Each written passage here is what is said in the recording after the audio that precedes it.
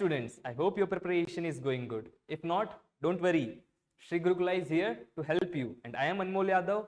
I will be your physics and mathematics mentor. I am an NEET graduate. So bring out your books. Let's make your preparation stress-free.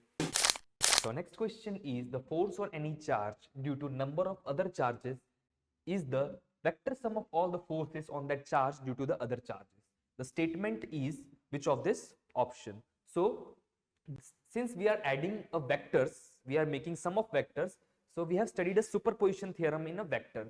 So here also this is the principle of superposition of electric force, which is another vector. So it is a superposition principle of a vector. So our correct option will be option B. I will be back soon. Till then, keep practicing. This is Anmol Yadav from Sri Gurukula signing off.